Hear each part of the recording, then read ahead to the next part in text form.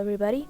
Today we are going to learn how to make this thumbnail entirely on Canva. I'm going to teach you some Canva tips and tricks that you have probably never learned before. And these tips and tricks quite literally were game changers for me. Alright, this thumbnail was for a YouTube channel that teaches people Italian with Italian stories. And it was titled Michelangelo's David's Imperfect Nose, which is why his nose is very, very highlighted. Alright, without further ado, let us start making this thumbnail. For this one, I had an idea to make David right in the middle and Michelangelo being kind of buried on the sides of the pages. Like that. This kind of makes it feel more dramatic. I also want to show you guys all the layouts that perform the best on YouTube. These are all the best types of layouts.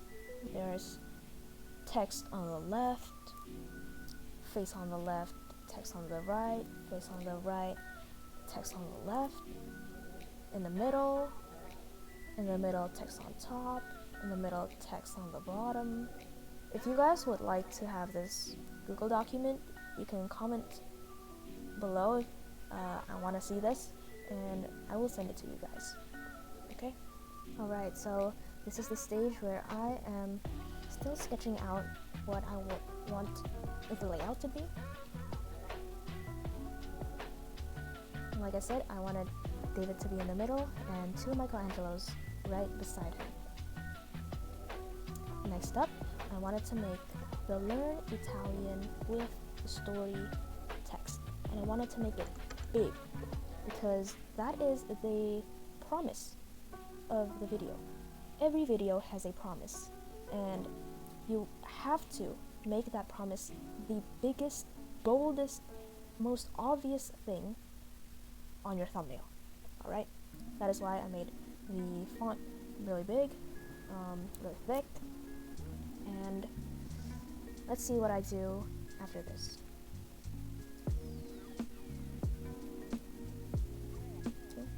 Remember, it is the most important promise inside this video, so I have to make it as eye-catching as possible. And this is how I did it.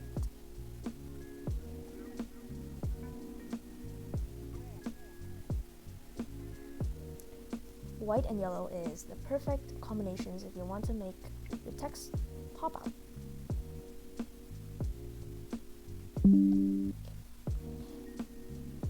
Right here, you guys might be thinking, what is she doing?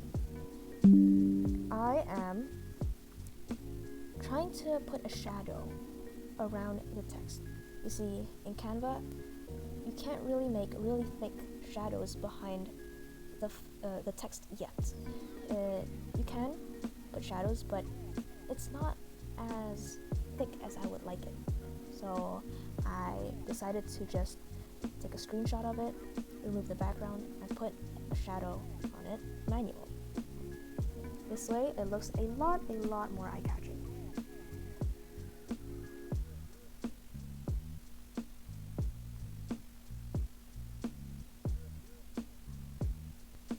Alright, and then I removed the backgrounds of all of the images and made sure that David was really big because he is the focal point. He is the thing that your eyes lay on first when you look at this thumbnail. Make sure to zoom out when you're making your thumbnails every once in a while so you can make sure that even mobile users can see this thumbnail. Another way is by squinting.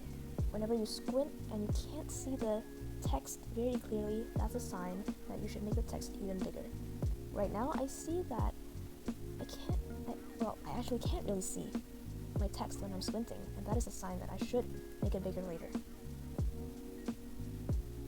Alright, now I'm making the background. I love a red background with darker corners. I noticed that thumbnails with a red gradient kind of always do better.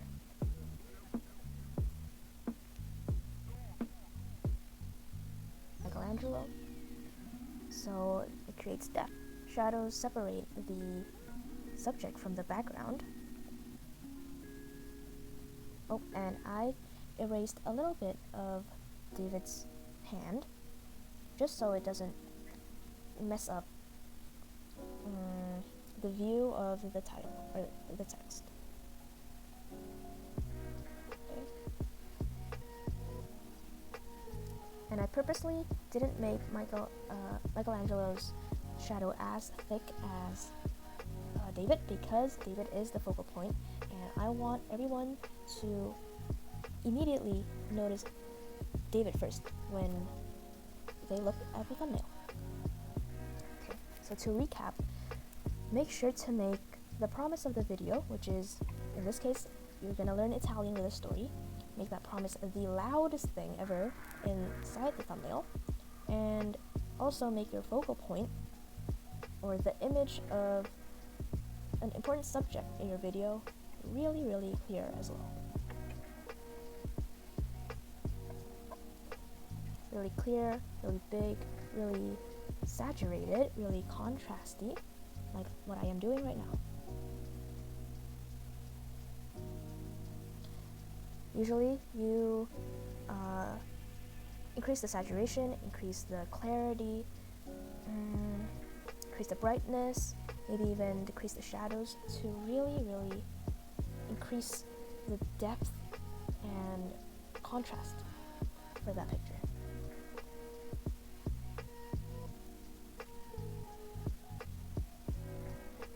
You can see I'm just playing around with the settings until I feel satisfied, and you don't need to get it perfect on your first try. Trust me, you will have a lot of revisions at the end after you finish making it. And that's kind of the fun part. It's the part where you can fully just focus on trying to make it look as good as you possibly can. Okay, for Michelangelo though, I purposely made him not as bright as David, and you can probably guess why, because David is the focal point. You're right.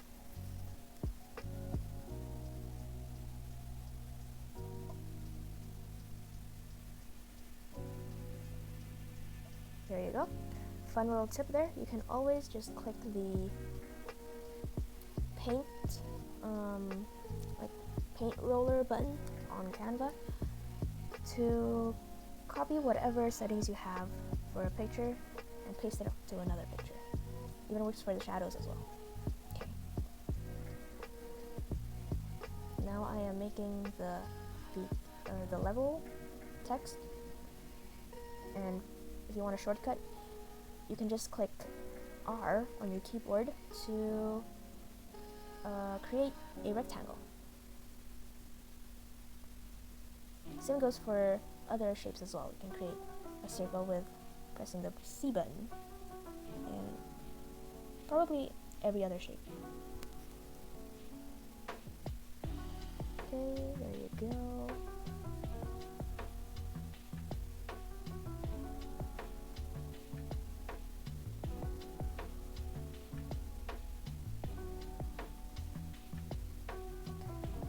Notice how I made the box bright yellow too, so it is contrasting from the background.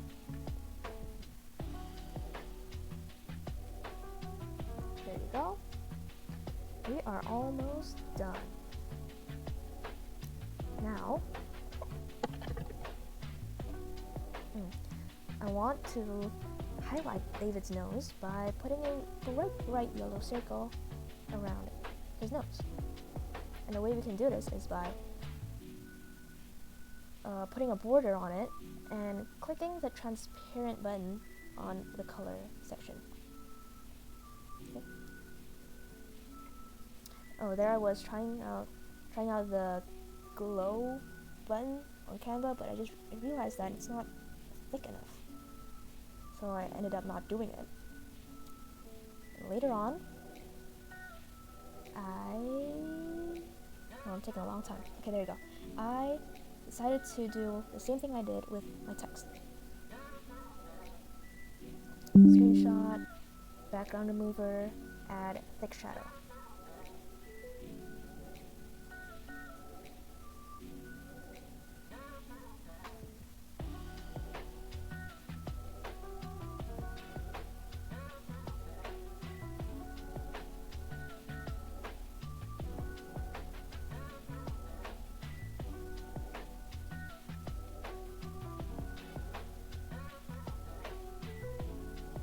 For the last part, I really wanted to make Michelangelo's face really, really creepy, almost sly and sneaky, because that was a part of the story.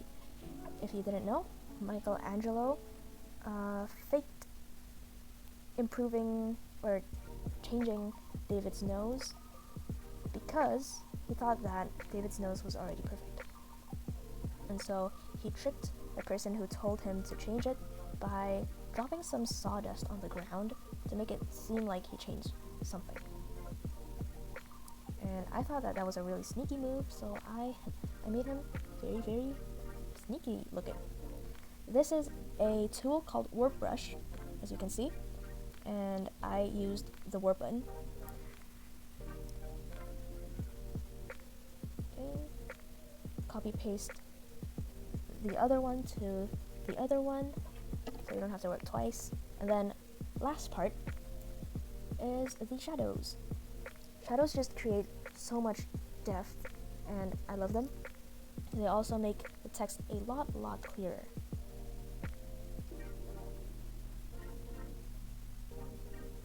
Okay, yep, make David a little bigger. And I should make the text a bit bigger here. It's really bugging me. Okay, there I am making the text bigger, and I guess I played around with it quite a lot, and that's a good thing. Always take your time, zoom out once in a while, or squint your eyes to see if it looks clear, even if it's really, really small. Because that is one of the biggest mistakes that I see in thumbnail designing, which is really, really small elements and text that is basically invisible for mobile users.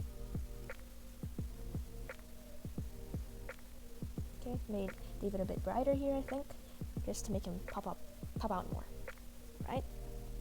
It's looking pretty good, and also added some additional shadows to the sides to make Michelangelo look a bit more sneaky looking.